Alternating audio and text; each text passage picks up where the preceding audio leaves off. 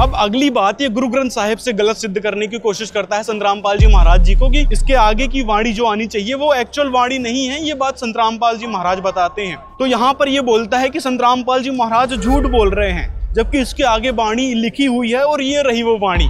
फिर इसने एक बात और कही थी कि कबीर परमात्मा सृष्टि रचने के समय में इनका परमात्मा जो है अपने पुत्र को भेजा और लड़की को निकालने के लिए, और दूसरी तरफ बोलते हैं कि इनका परमात्मा स्वयं अपने पुत्र का रूप बना के आ गया।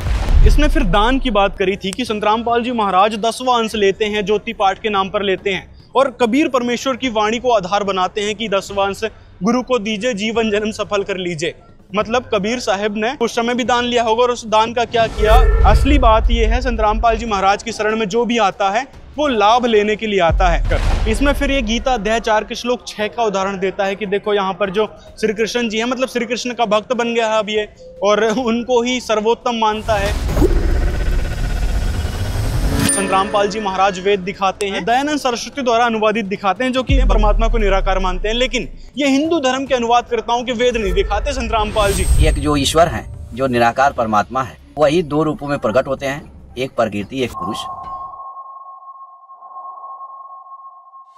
दोस्तों आइए आज के इस वीडियो में केशव पाल के अज्ञान की खाल उतारते हैं, जिस प्रकार के कुतर्क ये अपने वीडियोस में देता है लोगों को गुमराह करने के लिए। तो आज के इस वीडियो में इसके 10 पॉइंट से इसको गलत सिद्ध करेंगे कि सिर्फ ये अज्ञानता लगाता है, अपनी धूर्तता लगाता है, अपने आप को सर्वोच्च बताने के लिए, अपने आप को ज्ञानी बताने के लिए, तत्व ज्ञानी बताने के लिए। आज के इस वीडियो से पता चलेगा कि ये व्यक्ति किस प्रकार की मानसिकता रखता है लोगों को गुमराह करने के लिए, और आखिर गुमराह किस लिए कर रहा है, तो आज की इस वीडियो से आपको समझ आएगा। तो सबसे पहले इसने जो वीडियो डाली अष्टावक्र के ऊपर, तो उसका उदाहरण देकर, अष्टावक्र का उदाहरण देकर संत रामपाल जी महाराज के ज्ञान को गलत साबित करने की अपनी धूर्ततापूर्ण कोशिश करते रहता है, वही अपने कुतर्कों के आधार पर। तो दरबार में जाते हैं और वहाँ पे उनको देख करके सारे दरबारी हंस पड़ते हैं, क्योंकि वो 8 जगह से टेढ़े मेढ़े थे। ठीक है, तो उन्होंने कहा कि यह ज्ञानियों का दरबार नहीं बल्कि एक चर्मकारों का दरबार है, क्योंकि ये हमारे चमड़ी को देख रहे हैं, इसके अंदर भरा हुआ ज्ञान को नहीं देख रहे।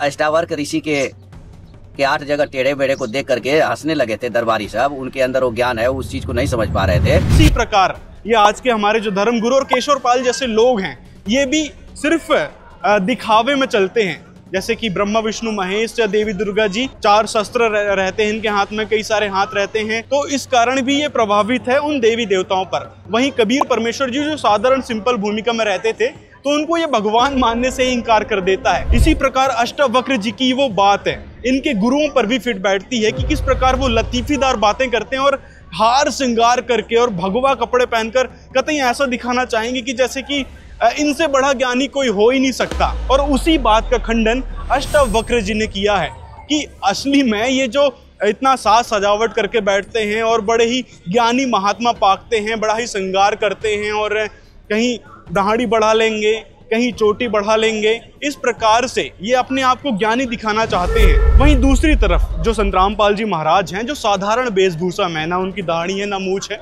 लेकिन उनको ये संत भी नहीं समझना चाहते कि भाई ये साधारण सिंपल वाले कोई संत हो सकते हैं क्या, या सनातनी हो सकते हैं क्या। तो इस प्रकार की बातों से अष्टावक्र जी समझाना चाह रहे थे कि जो दिखावा करता है वो संत नहीं होता, असली संत होता है ज्ञान से। मतलब जिसके पास ज्ञान है वही असली संत है। और आज के समय में देख लो, इतने सारे धर्म गुरु बने बैठे हैं और मंडलेश्वर हैं, संत हैं, ये कथावाचक हैं जो हार श्रृंगार करके अपने आप को ज्ञानी दिखाने की कोशिश करते हैं, लेकिन असल में इनके पास वह ज्ञान ही नहीं है। सनातन शास्त्रों में कितनी सारी सच्चाई लिखी है जो संत रामपाल जी महाराज जी ने एक साधारण वेशभूषा वाले संत ने बताई है। तो अष्टावक्र जी ने जो बातें कही थी ज्ञानियों के विषय में कि इनको चमड़ी का ज्ञान है, यानी ये चर्मकार हैं, इनको आध्यात्मिक ज्ञान कुछ नहीं है, इसी प्रकार ये हार श्रृंगार करके बैठते हैं, इनको कोई ज्ञान नहीं है, ये अष्टावक्र जी की बात इनके नकली और स्वार्थी गुरुओं पर फिट बैठती है। संत रामपाल जी महाराज वह साधारण वेशभूषा वाले संत हैं, लेकिन उनके ज्ञान के आगे आज कोई नहीं टिक पाता। संत रामपाल जी महाराज के सामने इनके गुरु तक आके जवाब नहीं दे सकते कि आपने यहाँ पर ये बातें गलत बोली। अब अगली बात, ये गुरु ग्रंथ साहिब से गलत सिद्ध करने की कोशिश करता है संत रामपाल जी महाराज जी को कि गुरु ग्रंथ साहिब में जो वाणियां लिखी हैं, जहाँ पर संत रामपाल जी महाराज जी ने ये कबीर सागर के सल्लार्थ के पेज नंबर 413 पर लिखा है, राग रामकली महला 1 है, दक्षिणी ओमकार, गुरु ग्रंथ साहिब प्रश्न नंबर 929 और 930 की है। तो यहाँ पर जो वाणी चलती आ रही है, जैसे कि यहाँ पर संत रामपाल जी महाराज आगे लिखते हैं, यह पंक्ति अधूरी है। कौन सी वाली? ये जो पंक्ति है, धारे धर्म धरे धर्मा पूरी गुण करी मन धीरा, इसके आगे की वाणी जो आनी चाहिए वो एक्चुअल वाणी नहीं है। ये बात संत रामपाल जी महाराज बताते हैं। तो यहाँ पर ये बोलता है कि संत रामपाल जी महाराज झूठ बोल रहे हैं, जबकि इसके आगे वाणी लिखी हुई है और ये रही वो वाणी। इसमें क्या दिखाता है ये, वहां पर धीरा के नीचे संत रामपाल जी महाराज ने बताया, पूरा पढ़ते हैं पहले तो। इसमें संत रामपाल जी ने कहा कि यहाँ पंक्ति अधूरी यानी अपूर्ण छोड़ रखी है। प्रत्येक पंक्ति में अंतिम अक्षर दो एक जैसे हैं, जैसे कि ऊपर लिखी वाणी में ज्योति, फिर दूसरी वाणी में मोती, फिर सांचा, फिर दूसरी वाणी में कांचा। यहाँ पर जो अंत में आ रहा है सांचा कांचा, यहाँ पर धीरा, और अंतिम वाणी में एक पंक्ति है अक्षर वाली एक ही पंक्ति है। इसमें साहेब कबीर का नाम प्रत्यक्ष था, जो कि मानवश होकर ग्रंथ की छपाई करते समय निकाल दी गई। छापाकारों ने काटा होगा। संत कभी ऐसी गलती नहीं करते, मतलब कि गुरु ग्रंथ साहिब में जो भी वाणी लिखी है वो एथेंटिक शब्दों वाली है। वहां पर धीरा इरा इरा आना चाहिए था, लेकिन वहां क्या लिख दिया, मनुरा मनुरा लिख दिया वहां पर। यहाँ पर जो लिखा है कि पूरी गुणकारी मनु धीरा, और आगे इसमें नीचे क्या पंक्ति लिख दिया इन्होंने, मस्तकी कंचन भय मनूरा। मतलब ये रा से समझ रहा है कि रा से ही समझ में आता है, ये वाणी की तुकबंदी बनती है रा से, जबकि ऐसा नहीं है। यहाँ पर ईरा आना चाहिए, जैसे धीरा तो उसके बाद आता कबीरा। इसी प्रकार आगे हम नीचे भी पढ़ते हैं, इसने जो दिखाया उसी में नीचे पढ़ते हैं। इसमें लिखा है कि पूरा तो सूरा, आगे फिर लिखा है खाइया गवाइया सुखाइया पियाइया। तो इस प्रकार से ये तुकबंदी बनती है, लेकिन इन अनपढ़ों को क्या पता, क्या जाने उस भेद को। तो संत रामपाल जी महाराज ने ही वह भेद खोले हैं। और इसी प्रकार एक व्यक्ति ने भी ये वीडियो बनाई थी कि देखो संत रामपाल जी कहते हैं कि इसके नीचे वाणी ही नहीं है, मतलब जो वाणी होनी चाहिए वो वाणी नहीं, जबकि ये रही वाणी। वो मनूरा वाली वाणी को दिखाते हैं कि देखो वो धीरा और नीचे मनूरा वाली वाणी आ रही, जबकि संत रामपाल जी महाराज बताते हैं कि वहां पर बीच में एक और लाइन आनी चाहिए जो इरा से खत्म होती, मतलब धीरा और फिर कबीरा। तो वहां पर वो वाणी आनी चाहिए थी, क्योंकि संत जो है कभी गलती नहीं करते। संत जो बातें बोलते हैं, जो वाणी बोलते हैं, वो ऑथेंटिक होती है। और यही बात संत रामपाल जी महाराज ने लिखी कि कहीं गुरु नानक जी का अपमान न हो जाए, एक जुलाहा नाम का पूज्य गुरु व भगवान था। ये बातें उस वाणी में लिखी हुई थी, इसलिए उस छापाकारों ने उस वाणी को ही हटा दिया।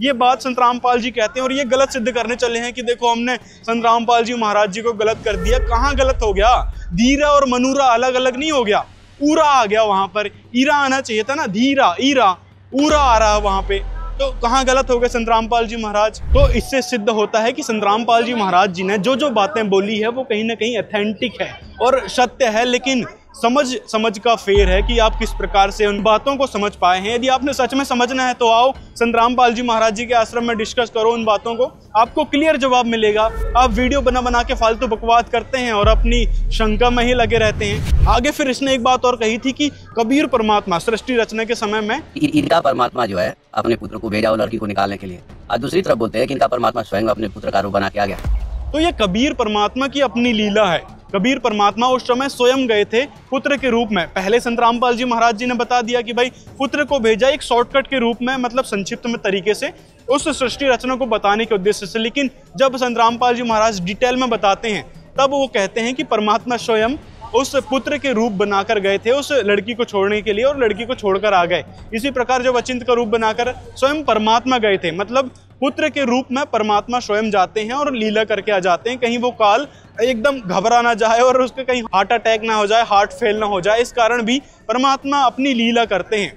तो परमात्मा की लीला परमात्मा अपने हिसाब से करते हैं, ना कि आप जैसे कुतर्कियों के हिसाब से। मतलब परमात्मा के ऊपर कोई नियम लागू नहीं होता। और ये बात आप जैसे धूर्तों को कहाँ समझ में आएगी जो अपनी अज्ञानतावश अपने खोखले ज्ञान पर ही लिप्त रहते हैं। इसने फिर दान की बात करी थी कि संत रामपाल जी महाराज 10वां अंश लेते हैं, ज्योति पाठ के नाम पर लेते हैं, और कबीर परमेश्वर की वाणी को आधार बनाते हैं कि 10वां अंश गुरु को दीजिए, जीवन जन्म सफल कर लीजिए। मतलब कबीर साहब ने उस समय भी दान लिया होगा और उस दान का क्या किया, इस प्रकार की एक कुतर्क देता है। तो इसका जवाब संत रामपाल जी महाराज जी ने ही स्पष्ट रूप से दिया है कि परमेश्वर कबीर साहब जी जो दान लेते थे, जो भी भक्त उनके पास आते थे, ये 84 लाख बोल रहे, जबकि 64 लाख अनुयायी थे उस समय कबीर परमेश्वर जी के, और वो जो भी दान दिया करते थे, जो भी देते थे, तो उस समय कबीर परमेश्वर उस दान का क्या करते थे, उस दान का भंडारा करवाया करते थे। जो कि संत रामपाल जी महाराज ने अपने सारे एक सत्संग प्रवचन में ये बात बता रखी है कि परमात्मा जो भी कार्य करते थे, जुलाहा के रूप में जो कार्य करते थे, और जो उससे जो भी पैसे आते थे उससे वो भंडारा कर दिया करते थे। थोड़ा बहुत अपने पास पैसे रखते थे रोजी रोटी के लिए, मतलब एक गरीब की भूमिका करके उस पूर्ण परमात्मा ने ये लीला की थी, ये रूप दिखाया था कि परमात्मा की भक्ति गरीबी में भी किया जा सकता है। और जो दान आता था, जो उनके जुलाहा रूपी कार्य से पैसे ज्यादा जाते थे, तो उसका वो भंडारा कर दिया करते थे छोटे लेवल पर। 18 लाख जो साधु संतों को और गांव वालों को भोजन करवाया था वो अलग चीज है। और ये जो भंडारा है, छोटा मोटा भंडारा कर देते, जो भी दान आता था उससे मतलब इकट्ठा करके नहीं रखते थे कबीर परमात्मा जी। ये बात संत रामपाल जी महाराज जी ने क्लियर की है। लेकिन कुतर्कियों का क्या कर सकते हैं, अपने ये कैंसर पाल जैसे लोग सिर्फ फालतू बकवास करना जानते हैं, अपनी कुतर्कता लगाना जानते हैं, अपनी धूर्तता लगाना जानते हैं। संत रामपाल जी महाराज के जो भी शिष्य हैं वो इसकी चतुराई को समझ चुके हैं कि ये सिर्फ चतुर चालाक व्यक्ति है जो सिर्फ नए भक्तों को गुमराह करना जानता है। मतलब जो संत रामपाल जी से जुड़ना चाहता है उसको ये गुमराह करना जानता है। असली बात ये है, संत रामपाल जी महाराज की शरण में जो भी आता है वो लाभ लेने के लिए आता है। मतलब संत रामपाल जी की शरण में दुखी व्यक्ति आते हैं जो हार थक जाते हैं सब जगह से, और दूसरा है वो ज्ञान समझ के आते हैं। संत रामपाल जी महाराज जी का जो ज्ञान समझ लेता है वो आते हैं फिर संत रामपाल जी महाराज जी की शरण में। दो प्रकार के हो गए, एक तो दुखी हो गए जो हार थक के फिर संत रामपाल जी की शरण में आते हैं और फिर उनको लाभ मिल जाते हैं। लेकिन क्योंकि वो पहले ब्रह्मा विष्णु महेश शिव आदि की साधना कर ही रहे थे तो उनसे वहां से उनको लाभ नहीं मिला, तो संत रामपाल जी का ज्ञान उन्होंने सुना, समझा, उनको सही लगा, तो फिर वो नाम दीक्षा लेकर अपना भक्ति कर रहे हैं और उनको आज लाभ मिल रहे हैं। परमात्मा संत रामपाल जी महाराज वायदा करते हैं कि ये जो सद्भक्ति आप अपनाओगे तो इससे पूर्ण मोक्ष मिलेगा और संपूर्ण लाभ मिलेगा, उसका संत रामपाल जी महाराज वायदा करते हैं ये लाभ और मोक्ष देने का। इसी प्रकार एक बात और कहता है कि संत रामपाल जी महाराज कहते हैं कि भाई दान नहीं लेना चाहिए, जो मांगे सो बढ़वा कहिए, दर दर फिरे अज्ञानी। वो वाणी यहाँ पर कोट करता है और फिर बाद में एक और क्लिप लगा के दिखाता है कि देखो यहाँ पर संत रामपाल जी कह रहे हैं कि हाँ दान करना चाहिए, मतलब दान मांगते हैं। संत रामपाल जी महाराज कभी भी दान नहीं मांगते। संत रामपाल जी महाराज सिर्फ परमात्मा का संविधान बताते हुए कहते हैं कि हमने दान धर्म करना चाहिए मोक्ष प्राप्ति के लिए। और यही बात तो गीता जी भी कहती है, जो आपने पढ़ के सुनाया था कि मोक्ष प्राप्ति चाहते हैं तो दान धर्म करना चाहिए, मतलब दान इत्यादि के लिए तो गीता भी कहती है। तो क्या फिर गीता ज्ञानदाता फिर आपसे दान मांग रहे हैं? ऐसे कुतर्क वही व्यक्ति लगाता जिसके पास खक ज्ञान नहीं होता और वो अपने आप को सर्वोत्तम समझ बैठता है। तो संत रामपाल जी महाराज ने यहाँ पर परमात्मा का संविधान बताते हुए कहा है कि दान हमने करना चाहिए, ये परमात्मा का संविधान है। दान दिए धन घटे नहीं, कह रहे साहेब कबीर, यानी दान करने से, दान देने से धन नहीं घटता। और संत रामपाल जी महाराज जी ने जबरदस्ती दान नहीं मांगा कि हाँ दान दो दो, जैसे आपके धर्म गुरु दान मांगते हैं कि नहीं उनको डराओ धमकाओ और इस प्रकार से उनके दान लो। ये वीडियो क्लिप देखो। अगर कोई दान नहीं देना चाहता तो उससे जबरदस्ती दान दिलवाओ, चाहे झूठ बोलना पड़े। अगर नहीं दान दोगे तो राहु तुम्हारे ऊपर 7.5 के रूप में विराजमान हो जाएगा और तुम्हारा हाथ पैर टूट जाएगा। तो इस प्रकार से मांगा जाता है दान, ये होता है दान मांगना। तो इस ऐसे लोगों को कहा है कबीर साहब जी ने कि जो मांगे सो बढ़वा कहिए, दर दर फिरे अज्ञानी, योगी योग संपूर्ण उसका जो मांग न पीवे पानी। संत रामपाल जी महाराज कभी नहीं मांगते कि हाँ आप दो, इतने दो, यहाँ से दो, इसको डरा दिया, यहाँ से ले और उसके फिर दान ले रहे हैं जबरदस्ती। नहीं, संत रामपाल जी महाराज सिर्फ परमात्मा का संविधान बताते हैं कि आपने दान देना चाहिए, दान देने से ही लाभ मिलेगा और जो दान है वो अच्छे कर्मों में लगता है। अब आपके जो कथावाचक हैं दान लेकर और चढ़ावा लेकर, बड़े बड़े मंदिर बने वहाँ पे चढ़ावा लेकर उनको पैसों का क्या किया जाता है? क्या जवाब है आपके पास उस चीज का कि उन पैसों का क्या किया जाता है? यहाँ पर तो खुली किताब है। संत रामपाल जी महाराज को जो भी भक्त दान करते हैं सामने दिख रहा है। हर 2 महीने में संत रामपाल जी महाराज जी का भंडारा चलता है। अन्नपूर्णा मुहिम अब चला रखी है संत रामपाल जी महाराज जी ने। ढेरों ऐसे समाज सुधार के कार्य संत रामपाल जी महाराज कर रहे हैं जिससे लाभ भी मिल रहा है भक्तों को, क्योंकि दान देने से लाभ भी मिलता है। तो परमात्मा का संविधान बताते हुए संत रामपाल जी महाराज सिर्फ दान करने को कहते हैं कि भाई परमात्मा का संविधान है, आपने दान करना चाहिए। मांगते नहीं कि हाँ दो दो, जैसे कि आपके वो पाखंडी गुरु मांगा करते हैं QR लगा कर। इसमें फिर ये गीता अध्याय 4 के श्लोक 6 का उदाहरण देता है कि देखो यहाँ पर जो श्री कृष्ण जी है, मतलब श्री कृष्ण का भक्त बन गया है अब ये, और उनको ही सर्वोत्तम मानता है, जबकि श्री कृष्ण जी विष्णु जी के अवतार हैं और उनकी भी जन्म मृत्यु होती है, ये बात स्पष्ट रूप से पता है। और कृष्ण जी कैसे मृत्यु को प्राप्त हुए उसके बारे में भी पता है कि एक भील है, उसके तीर लगने से उनकी डेथ हुई थी। और ये बात इतिहास में भी गवाह है, पुराणों में लिखी है, महाभारत में लिखी है कि उनकी डेथ किस प्रकार से हुई थी। इसी प्रकार ये कहता है कि भाई गीता अध्याय 4 के श्लोक 6 में यहाँ पर लिखा है कि मैं अजन्मा और अविनाशी स्वरूप होते हुए भी, समस्त प्राणियों का ईश्वर होते हुए भी अपनी प्रकृति को अधीन करके अपनी योग माया से प्रकट होता हूँ। यहाँ पर योग माया से प्रकट होता हूँ मतलब सिद्धि शक्ति से कहीं भी आ जाता है, प्रकट हो जाता है। जैसे शिव जी का रूप बनाकर प्रकट हो गया, विष्णु जी के रूप बनाकर प्रकट हो गया, खुद के रूप में नहीं आता। सिर्फ गीता ज्ञान देते समय ये खुद का रूप बनाकर आया था, जो सहस्त्र बाहु मतलब इसकी हजारों भुजाएं, हजारों सिर थे।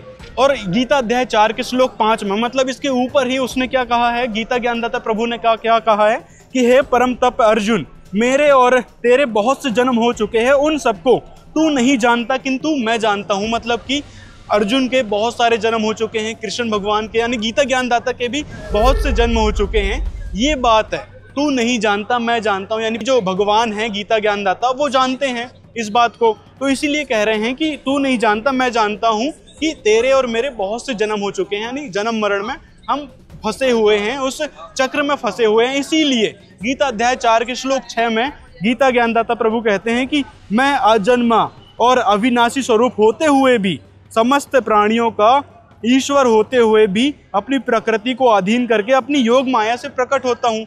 इसका मतलब है कि इनका जन्म मरण तो होता है, लेकिन ये अपनी योग माया यानी सिद्धि शक्ति से कहीं भी प्रकट हो जाता है। इसलिए उस समय इसने जन्म नहीं लिया, ये तो प्रकट हो गया, तो इसलिए सही कहा उसने कि ये अजन्मा है। अब यहाँ पर आप गौर करोगे तो यहाँ अव्यय आत्मा लिखा है, यानी अविनाशी स्वरूप कर दिया। मतलब अविनाशी तो आत्मा है, आत्मा के रूप में ये कहीं भी किसी के रूप में समा जाता है और प्रकट हो जाता है। अपने वास्तविक रूप में दर्शन नहीं देता, कभी विष्णु जी के रूप में दे दिया, कभी ब्रह्मा जी के रूप में, कभी शिव जी के रूप में, और कभी किसी देव के रूप में जाकर ये प्रकट होता है। तो यहाँ पर इसीलिए कहा है कि मैं अजन्मा और अविनाशी हूँ, यानी अविनाशी उसकी आत्मा है और अजन्मा है। उस समय उसने जन्म नहीं लिया, वो किसी के रूप बनाकर प्रकट हुआ है, भूत की तरह किसी के शरीर में प्रवेश हो जाता है और वहां पे आके प्रकट हो जाता है। इस प्रकार के ये गीता ज्ञानदाता प्रभु के ये कर्म है जो संत रामपाल जी महाराज जी ने अपने हर एक सत्संग प्रवचनों में और ज्ञान गंगा किताब में, यहाँ तक कि अपनी गीता तेरा ज्ञान अमृत में तक बताया हुआ है। इसी प्रकार गीता अध्याय 10 के श्लोक 2 में यहाँ पर कहा है कि मेरी उत्पत्ति को अर्थात लीला से प्रकट होने को न देवता लोग जानते हैं और न ही महर्षि ही जानते हैं, क्योंकि मैं सब प्रकार से देवताओं का और महर्षियों का भी आदि कारण हूँ। मतलब यहाँ पर जो सब प्रकार से जो देवता हैं, ब्रह्मा विष्णु महेश हैं, या फिर जो ऋषि महर्षि हैं, उनका आदि कारण कौन है? गीता ज्ञानदाता ब्रह्म। तो यहाँ पर पुत्र की उत्पत्ति को कौन बता सकता है? पिता। और उस पिता की उत्पत्ति को कौन बता सकता है? दादा। न कि पुत्र जो है पिता की उत्पत्ति को बता सकता है। तो इसी कारण यहाँ पर जो देवताओं की उत्पत्ति, महर्षियों की उत्पत्ति जो हुई है, जिसका आदि कारण ये ब्रह्म है, तो यहाँ पर इसीलिए कहा है कि मेरी उत्पत्ति यानी लीला से प्रकट होने को न देवता लोग जानते हैं। मतलब पुत्र पिता की उत्पत्ति को तो नहीं बता सकता कि कैसे हुए थे, कहाँ हुए थे, किस प्रकार से हुए थे, और ना ही ये महर्षि जन जानते हैं। मतलब उस काल ब्रह्म की उत्पत्ति को वो नहीं जानते हैं कि वो किस प्रकार से मतलब पैदा हुआ है। लेकिन जो पुत्र हैं उनकी उत्पत्ति को ये काल ब्रह्म जानता है। तो उसी बात को गीता अध्याय 10 के श्लोक 2 में लिखा हुआ है। तो इससे स्पष्ट क्या होता है कि काल ब्रह्म गीता ज्ञानदाता है और वो नाशवान है, क्योंकि यहाँ पर गीता अध्याय 2 के श्लोक 12 में कह दिया कि ना तो ऐसा ही है कि मैं किसी काल में नहीं था और ना ही तू था, ये राजा लोग भी नहीं थे, और ना ही ऐसा ही है कि आगे हम सब नहीं रहेंगे। मतलब ये कहता है कि भूत भविष्य वर्तमान में तीनों जगह ये हमारे भगवान है वो विराजमान है। इसके कारण ही ये ऐसी फालतू के कुतर्क देता है, जबकि ऑथेंटिक रूप से संत रामपाल जी महाराज जी ने प्रमाणित करके बताया है कि वास्तव में ये काल ब्रह्म जो गीता ज्ञानदाता है, यहाँ तक कि ब्रह्मा विष्णु महेश जन्म मृत्यु के चक्र में फंसे हैं, और पुराणों से भी हमने सिद्ध कर दिया। अब मानना नहीं मानना, कुतर्क लगाना, ये इनकी अज्ञानता और धूर्तता है। अपनी कुतर्कता के हिसाब से तो फालतू की बातें कितनी ही कर लो, लेकिन ऑथेंटिक ज्ञान सिर्फ संत रामपाल जी महाराज जी ने ही बताया है, और इसको कहीं से कहीं तक आप डिबंक नहीं कर सकते। फिर आगे गीता अध्याय 8 के श्लोक 16 में जो विद्यते शब्द आता है, उसका अर्थ वास्तव में क्या होता है? जानना। ये संस्कृत हिंदी शब्दकोश है वामन शिवराम आपटे की, और ये देख सकते हैं कहाँ से छपी है। ये अनिल प्रकाशन है इसके, और ये सारी चीज है, ISBN नंबर इसका। आगे यहाँ पर आते हैं 896 पेज नंबर पे। यहाँ पर विद्य धातु है, विद्य धातु की यहाँ पे सब कुछ लिखा है। मतलब होता है जानने वाला, जानकार, है ना। ये इसका ये मतलब होता है। विद्यते का अर्थ होता नहीं कर सकते, क्योंकि विद्य ये धातु है, तो विद्य धातु से ही विद्यते बना है, विधाम बना है, और भी जो विद से रिलेटेड जो भी धातु उसमें जो भी प्रत्यय लगे हैं उसके बाद ये बना है, जैसे विद क्लिप। इसी प्रकार ये समास के अंत में जो भी बना है उसके लिए फिर जानने वाला, जानना होना चाहिए। इसी प्रकार जैसे यहाँ पर यहाँ 6 के 40 में यहाँ पर जो विद्यते शब्द है इसका अर्थ होना चाहिए था जानना। अभी हम आ गए हैं संत रामपाल जी महाराज जी की पुस्तक गहरी नजर गीता में। यहाँ पर देखते हैं इस विद्यते शब्द का वास्तविक अर्थ क्या होता है। यहाँ पर आपने देखा ये इस पुस्तक में यहाँ पर 6 के 40 में यहाँ पर विद्यते शब्द का अर्थ होता कर दिया। अब यहाँ पर दिखाते हैं आपको संत रामपाल जी महाराज जी ने वास्तविक अनुवाद करके बताया कि इसका अर्थ क्या होना चाहिए था। यहाँ पर लिखा है कि हे पार्थ, वास्तव में पथभ्रष्ट साधक ना तो यहाँ ही रहता है और ना ही वहाँ रहता है, उसका विनाश ही जाना जाता है। निसंदेह कोई भी व्यक्ति जो अंतिम श्वास तक मर्यादा से आत्म कल्याण के लिए कर्म करने वाला नहीं है, अर्थात जो योग भ्रष्ट हो जाता है, हे प्रिय, वह तो दुर्गति को चला जाता है अर्थात प्राप्त होता है। जिसमें यहाँ पर जो विद्यते शब्द आया है ना, विद्यते का अर्थ होता है वास्तव में जानना, तो इसका अर्थ वास्तव में ये होना चाहिए था। लेकिन अनुवाद करता नहीं यहाँ पर भी गड़बड़ी कर दी, क्योंकि विद जो धातु है, विद धातु का अर्थ होता है जानना चाहिए, जानना। जैसे कि आप यहाँ पर देख सकते हैं, ये वही वामन शिवराम आपके द्वारा हिंदी संस्कृत वाली है, पेज नंबर 1। अब यहाँ पर देखिए विद धातु है, विद का अर्थ होता है जानने वाला, जानकार। तो जहाँ जहाँ भी विद्यते शब्द आया है, जैसे कि 4 के 38 में विद्यते शब्द है, उसका अर्थ है कर दिया। इसी प्रकार 2 के 16 में भी विद्यते शब्द है, उसका अर्थ भी होता है कर दिया। ठीक है, 6 के 40 में भी होता है कर दिया। तो ये जो विद्यते शब्द है इसका अर्थ गलत किया है। इसी प्रकार संत रामपाल जी महाराज जी ने बताया है कि जो गीता अध्याय 8 के श्लोक 16 है, वहां पर जो विद्यते शब्द का अर्थ इन्होंने होता है किया है वो गलत है। संत रामपाल जी महाराज ने सभी और भी जगह से प्रमाण दिखाकर बताया है कि जो विधाम धातु है उसका अर्थ जानना किया है। इसी प्रकार जहां जहां भी विद्यते शब्द आएगा उसका अर्थ किया है जानना, और एक्चुअल में भी यही अर्थ मिलता है, जानना। विद की धातु है, विद की जो धातु है उसका अर्थ होता है जानने वाला या जानना, विद मतलब होता है जानना। तो इससे क्या स्पष्ट होता है कि विद्यते का अर्थ क्या होता है, जानना। लेकिन इन अलंकारी लोगों के द्वारा जो है फालतू की बकवास करी जाती है कि नहीं, विद्यते का अर्थ होता ही होना चाहिए। तो संत रामपाल जी महाराज जी ने जो बातें बताई है कि गीता अध्याय 8 के श्लोक 16 में जो बातें लिखी है, ये है 8 और इसका ये 16। इसमें लिखा है कि हे अर्जुन, ब्रह्मलोक पर्यंत सब लोग पुनरावृत्ति में है, परंतु हे कुंती पुत्र, मुझको प्राप्त होकर पुनर्जन्म नहीं होता। मतलब यहाँ विद्यते का अर्थ होता नहीं होना चाहिए था, यहाँ जानना। किंतु हे कुंती पुत्र, जो यह नहीं जानता वो मुझको प्राप्त होकर भी पुनर्जन्म में ही रहता है। विद्यते का अर्थ होता है जानना। तो इससे स्पष्ट होता है कि कृष्ण जी की भक्ति करने से भी पुनर्जन्म होगा, और ब्रह्मलोक में गए हुए साधक भी पुनरावृत्ति में आते हैं। उपनिषदों में बताया गया है ऋषियों के द्वारा कि ब्रह्मलोक में गए हुए साधक वापस नहीं आते, उनकी पुनरावृत्ति नहीं होती। जबकि गीता जी में गीता अध्याय 8 के श्लोक 16 में खुद लिखा है कि पुनरावृत्ति में है वो। तो इससे स्पष्ट होता है कि यहाँ ब्रह्मलोक में गए हुए साधक भी पुनरावृत्ति में आते हैं, उनकी जन्म मृत्यु होती है। और गीता ज्ञानदाता, यदि आप कृष्ण जी को मान रहे हैं तो उनकी भक्ति करने से भी पुनर्जन्म होता है। जो यह नहीं जानता उनका भी पुनर्जन्म होता है, मुझको प्राप्त होकर भी वह उनका पुनर्जन्म होता है।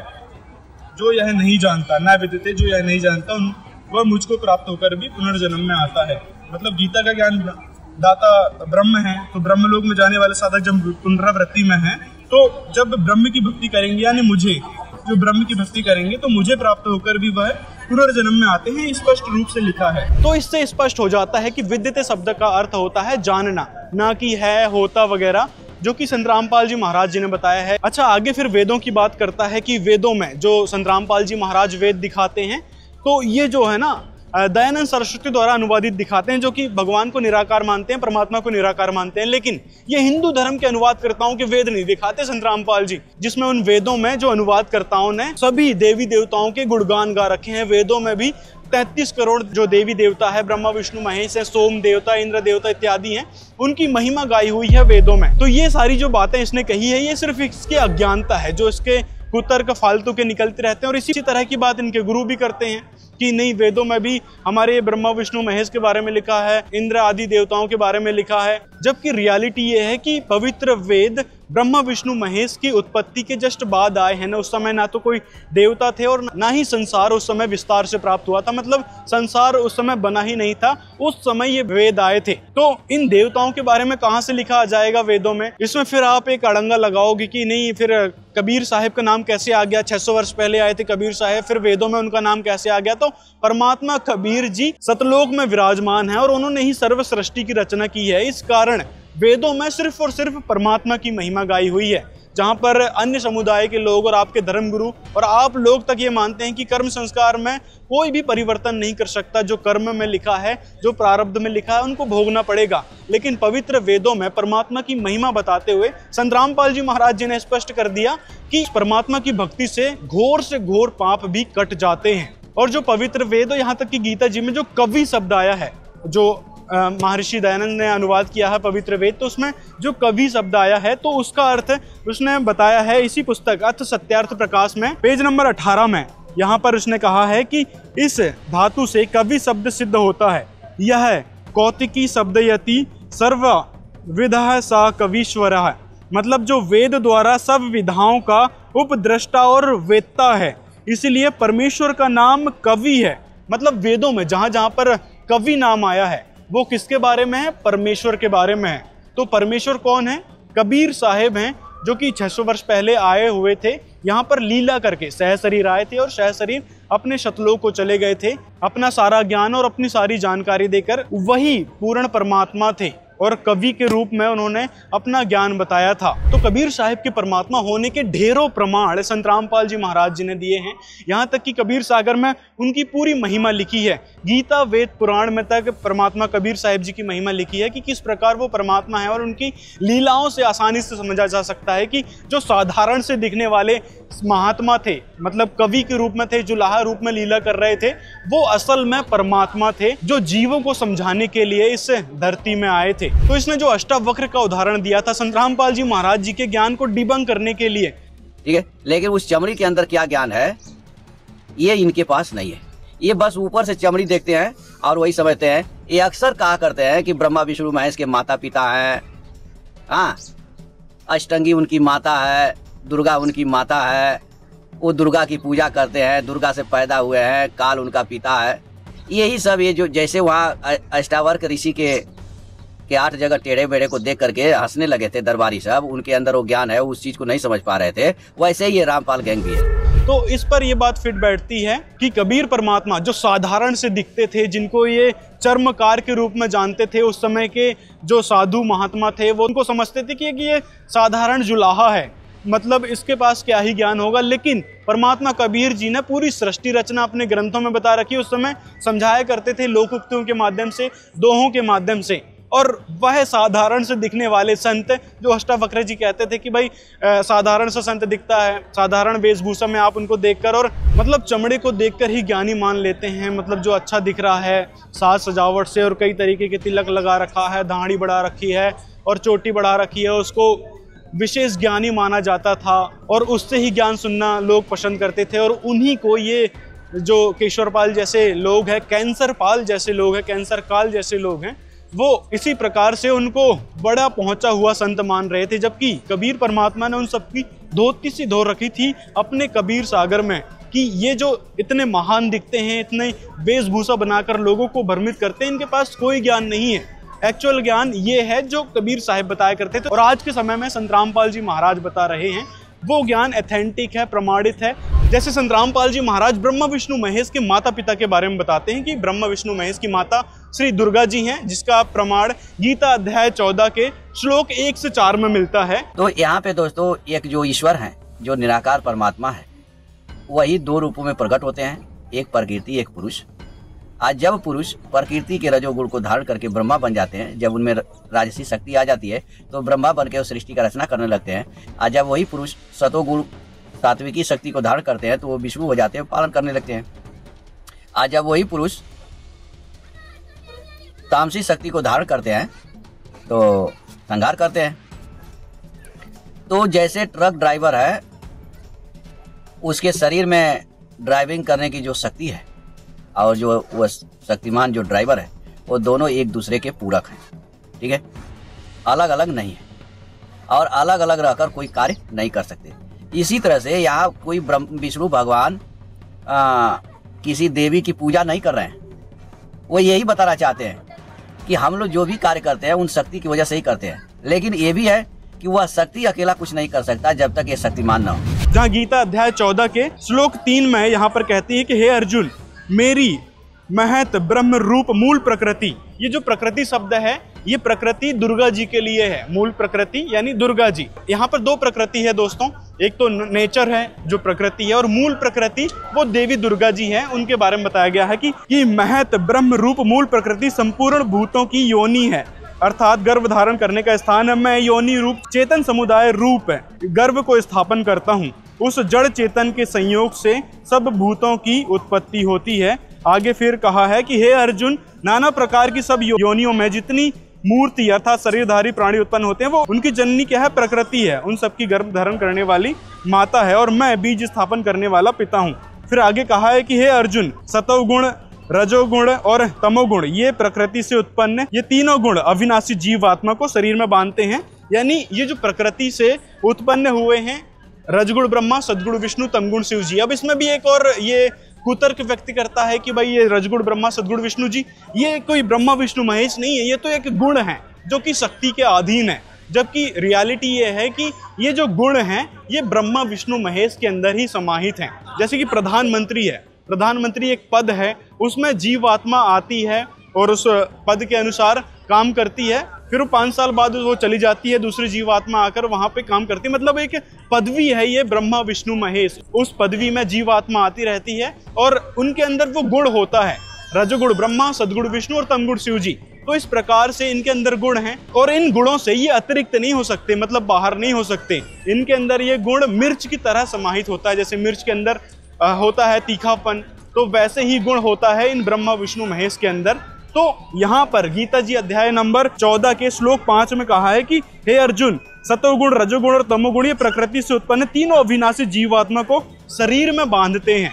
मतलब ये तीनों गुण, ये तीनों देवता एक जीव को शरीर में बांधे रखते हैं। इस शरीर में रजगुण ब्रह्मा, सदगुण विष्णु, तमगुण शिव की जो शक्ति आ रही है, वो तरंगे निकल रही है, तो उसके कारण ये शरीर में बांधे रखती है। रजगुण ब्रह्मा जी, उनके कारण संतानोत्पत्ति होती है। सतगुण विष्णु जी, उनके कारण पालन पोषण और मोह ममता जागृत होती है। और तमगुण शंकर जी, जिसके कारण संहार होता है, जो उनके अंदर से ये धारा प्रवाहित हो रही है, तरंगे निकल रही है, उसी से सारा जीव इफेक्टेड है। जैसे संक्षिप्त मार्कंडेय पुराण में लिखा है कि इस तरह स्वयंभू परमात्मा की 3 अवस्थाएं हैं। जैसे कि ये कहता है कि भाई परमात्मा जो है निराकार है, तो उसी स्वयंभू परमात्मा की 3 अवस्थाएं हैं, मतलब वो 3 रूप बना लेता है। जैसे कि रजगुण प्रधान ब्रह्मा, तमोगुण प्रधान रुद्र और सतोगुण विश्वपालक विष्णु है। मतलब ये 3 गुण इनके अंदर समाहित है। और उसी निराकार, जिनको ये कहता है कि भाई उस निराकार परमात्मा ने दुर्गा जी को बनाया, मतलब ये निराकार परमात्मा ही दुर्गा जी बन जाता है, वह निराकार परमात्मा ही ब्रह्मा बन जाता है, विष्णु बन जाता है, शिव बन जाता है। यानी रजगुण, सद्गुण, तमगुण के रूप में वह निराकार परमात्मा ही लीला करता है। उस निराकार परमात्मा के बारे में यदि इससे पूछो तो उसको कोई नहीं पता, ना ही इनके नकली गुरुओं को पता है कि वह निराकार परमात्मा कौन है। और उस निराकार परमात्मा की एक्चुअल जानकारी सिर्फ और सिर्फ संत रामपाल जी महाराज जी ने बताई है। गीता, वेद, पुराण सभी जगह से प्रमाण करके दिखाया कि वह निराकार परमात्मा कौन है, जिनको ये निराकार कहते थे। जब वो निराकार है तो अपने शक्ति रूप में ब्रह्मा विष्णु महेश या दुर्गा जी के रूप में भी आता है। इसी प्रकार ब्रह्मा विष्णु महेश जी के बारे में मत्स्य पुराण में भी है, मत्स्य महापुराण में भी प्रमाण मिलता है। मत्स्य पुराण का अध्याय 154 में नारद जी स्वयं कह रहे हैं, मतलब नारद जी सभी देवताओं के लोक में जाते रहते हैं, तो उनको ज्ञान है उन चीज का। तो वही बात नारद जी यहाँ बता रहे हैं कि पर्वतराज ब्रह्मा विष्णु इंद्र मनु आदि जन्म मृत्यु और वृद्धावस्था से ग्रस्त हैं। मतलब ब्रह्मा विष्णु महेश जो शक्ति हैं, जो उस रजगुण ब्रह्मा, सद्गुण विष्णु, तमगुण शिव जी के स्थान पर पदस्थ हैं, तो उनकी क्या है, जन्म मृत्यु होती है। वो जन्म मृत्यु और वृद्ध अवस्था से ग्रस्त हैं। ये सभी उन परमेश्वर के खिलौने मात्र हैं। जो निराकार परमात्मा आप कहते थे ना कि वो निराकार परमात्मा ही सभी का रूप बनाता है, तो वही उस निराकार परमात्मा के खिलौने मात्र है। और वह निराकार परमात्मा कौन है? वही ब्रह्म, गीता ज्ञानदाता। इसका प्रमाण गीता अध्याय 11 के श्लोक 32 में आता है। और 46 में उसके बारे में पता चलता है कि वो सहस्त्रा बाहु है। मतलब कृष्ण जी तो सिर्फ 4 भुजा के भगवान हैं, विष्णु जी के अवतार हैं कृष्ण जी। आगे इसमें कहा है कि संसार में उत्पन्न होकर मृत्यु को प्राप्त हुए प्राणी का शरीर मात्र नष्ट होता है, आत्मा का नाश नहीं कहा जाता। ब्रह्मा से लेकर स्थावर पर्यंत जो यह संसार कहा जाता है, उसमें उत्पन्न हुए प्राणी जन्म मृत्यु के दुख से पीड़ित होकर पराधीन रहते हैं। मतलब कि जीवात्मा की मृत्यु कभी नहीं होती। ये बात गीता जी में भी लिखी और संत रामपाल जी महाराज भी बताते हैं कि आत्मा की मृत्यु नहीं होती, आत्मा अविनाशी है, लेकिन परमात्मा के अधीन ही है वह आत्मा। आगे फिर इसी मत्स्य पुराण में लिखा है कि सदा जीवित रहते हुए आगे चलकर मृत्यु को नहीं प्राप्त होता, उसे अमर कहा जाता है। इस तरह विष्णु आदि देवगण भी प्रारब्ध, जन्म और मृत्यु से युक्त माने गए हैं। मतलब ब्रह्मा विष्णु महेश भी प्रारब्ध के कर्म भोगते हैं, जन्म मृत्यु के चक्र में फंसे हैं। ये बात संत रामपाल जी महाराज जी ने मत्स्य महापुराण से प्रमाणित करके बताई और सृष्टि रचना में सारी जानकारी एज इट इज है। बस इसके कुतर्के के कारण कुछ लोग भ्रमित हो जाते हैं कि नहीं ब्रह्मा विष्णु महेश एक ही शक्ति हैं और उस निराकार के अधीन होकर चलती हैं। ठीक है, वह निराकार शक्ति ही ब्रह्मा विष्णु महेश बन जाती है। कब? जब कोई साधक उनकी भक्ति करता है तो ये काल ब्रह्मा विष्णु महेश की भक्ति में आरूढ़ करवाने के लिए ये स्वयं पहुंच जाता है और उनको या तो आशीर्वाद दे देता है, सिद्धि दे देता है, किसी को श्राप दे देता है। तो ये काल खुद ब्रह्मा विष्णु महेश का रूप भी धारण कर लेता है। तो ये बात भी गलत नहीं है कि वह निराकार परमात्मा इन तीनों रूप में आकर लीला करते हैं, तो करते हैं, लेकिन उनका स्थायी रूप भी है। ब्रह्मा विष्णु और शिव जी का एक पद है, पदवी है, उनका लोक है। और ये ब्रह्मा विष्णु महेश के अंदर से तरंगे निकल रही है, जो कि रजगुण है, सद्गुण और तमगुण है। ये तरंगे उनके अंदर से निकल रही है, जो स्पष्ट रूप से यदि आप पुराणों को पढ़ोगे, गीता को पढ़ोगे तो आपको समझ में आएगा। लेकिन ऐसे कुतर्की व्यक्तियों के क्या पल्ले पड़ने वाली है कि कहीं की कहीं ज्ञान बताना शुरू कर दिया अपने उस खोखले ज्ञान को आधार मानकर। आज संत रामपाल जी महाराज ही एकमात्र ऐसे संत हैं जो प्रमाणित और ऑथेंटिक ज्ञान देते हैं। हर एक बात संत रामपाल जी महाराज जी की सही है, कहीं से कहीं तक कोई डिबंक नहीं कर पाएगा। जैसे इसने गुरु ग्रंथ साहिब के प्रश्न नंबर 930 से कहना चाहा था कि देखो संत रामपाल जी महाराज झूठ बोलते हैं, यहाँ पर कोई वाणी आगे नहीं है, ये बोला है कबीर सागर के सरलार्थ में, जबकि ये रही वो वाणी। उस मनूरा शब्द को ये उस धीरा शब्द से कनेक्ट कर रहा था कि रारा लिखा है। तो इससे इसकी अज्ञानता को समझ सकते हैं। ऐसी अज्ञानता अन्य गुरुओं के चेले भी लगाते हैं और गुरु स्वयं लगाते हैं कि संत रामपाल जी के ज्ञान को हम इस प्रकार से डिबंक कर सकते हैं, लेकिन कहीं से कहीं तक नहीं कर पाते। तो आज संत रामपाल जी महाराज ने सबकी धोती सी धो रखी है। तो ऐसे कुतर्की केशवर पाल यानी कैंसर काल जैसे लोगों से आपने बचना चाहिए। ये पक्का काल का एजेंट का काम कर रहा है, मतलब काल के जाल में आपको फंसाए रखना चाहता है, तो इससे बचो। ये जो भी कुतर्क लगाता है, हर एक कुतर्क की जवाब है। मतलब संत रामपाल जी महाराज ने ऐसा ज्ञान करवा दिया है, जो भक्त है संत रामपाल जी से कई सालों से जुड़ा, वो आसानी से पकड़ लेगा कि ये व्यक्ति झूठ बोल रहा है और सिर्फ बकवाद करना इसका उद्देश्य है। वहीं जो ज्ञान समझ रहे हैं, सुन रहे हैं, वो इसकी बातों में बहक सकते हैं, लेकिन आप उनको ये वीडियो शेयर कर देना जिससे उनको रियलिटी पता चल सके इस कैंसर काल की। मिलते हैं अगले वीडियो में।